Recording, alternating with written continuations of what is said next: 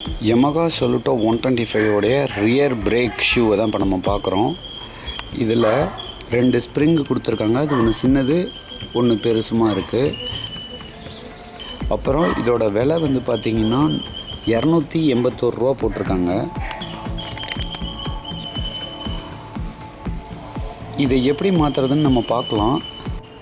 நாம் பிரேக் ஷூவை எப்போ மாற்றணும் அப்படிங்கிறதுக்கான அடையாளம் தான் இந்த மார்க். இந்த அம்புகுறி இந்த லெவல்லேருந்து இந்த லெவலுக்கு வந்துடுச்சுன்னா பிரேக் ஷூவை மாற்றணும். ஆனால் இப்போது இது வரவே இல்லை. ஆனாலும் நம்ம ஏன் மாற்றுறோன்னா, அந்த பிரேக் ஷூவோடைய க்ரிப்பு வந்து கிடைக்காம போயிடும். சில காரணங்கள்னால தண்ணியோ அல்லது வேறு வெதர் கண்டிஷன்னாலேயோ மாறிடும். அப்போ வந்து நம்ம என்ன தான் இதை டைட் பண்ணாலும் பிரேக் வந்து பிடிக்காது. அப்போது லாங் ரைடு போகும்போது ஹைவேயில் பிரேக் சரியாக இருக்கணுங்கிறதுக்காக தான் நம்ம இப்போ இதை மாற்றுறோம்.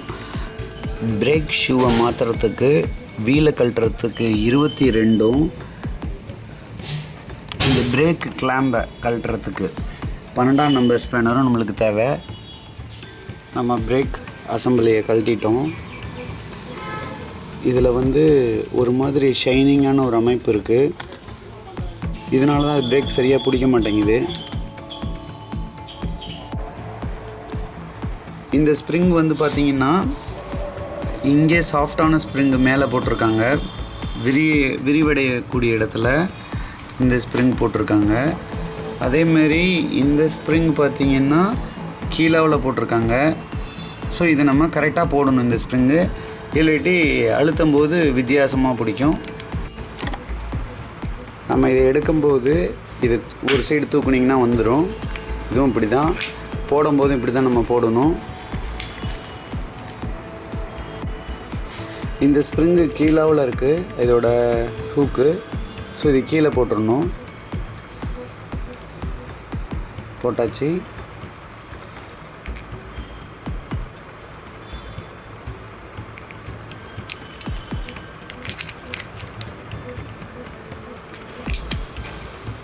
இதையும் இப்போ போட்டாச்சு.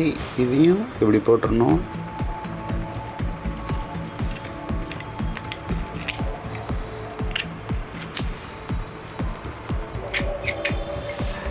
இப்போ நம்ம ஸ்ப்ரிங்கை போட்டாச்சு. இந்த இதில் இந்த ஷாஃப்ட்டில் நம்ம க்ரீஸு அல்லது ஆயில் விடணும். அதேமாதிரி இங்கேயும் இந்த லிவரில் க்ரீஸு அல்லது ஆயில் விடணும். அப்போ தான் ஸ்மூத்தாக இருக்கும். ஸோ முடிஞ்ச அளவுக்கு இதை க்ளீன் பண்ணிவிட்டு போடுங்க. இந்த 2 பகுதிக்கு நான் க்ரீஸ் கொஞ்சம் வைக்கிறேன்.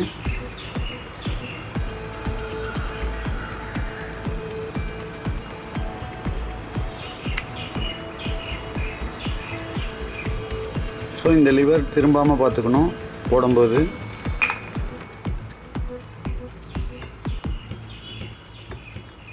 இப்போது நான் இதை இப்படி மடக்கி தான் வைக்க போகிறேன். இப்போ வச்சுட்டேன். கொஞ்சம் இழுத்து மாட்டுறேன்.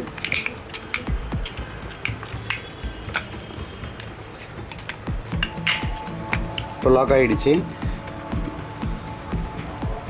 கரெக்டாக வேலை செய்யுது.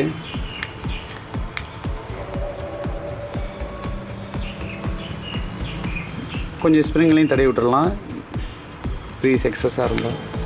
இப்போ இது இந்த சைடுலேயும் பார்த்திங்கன்னா அந்த ஷாஃப்ட் இங்கேருந்து வருது, அந்த லிவரோடைய ஷாஃப்ட்டு. ஸோ இந்த இடத்துக்கும் ஒரு சொட்டு நம்ம ஆயில் விடணும்.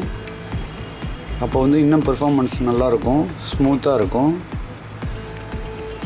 ஸோ விட்டுட்டு இப்படி செய்யணும். ஸோ இப்போ நம்ம வீலோட இதை ஃபிக்ஸ் பண்ணிடலாம்.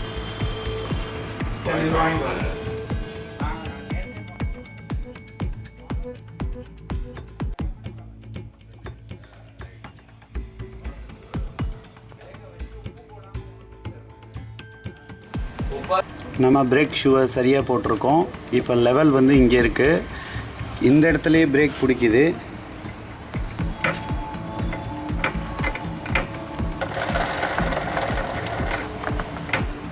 ஸோ நம்ம ஓட்டி பார்த்து பெர்ஃபார்மன்ஸ் எப்படி இருக்குன்னு உங்களுக்கு சொல்கிறேன்.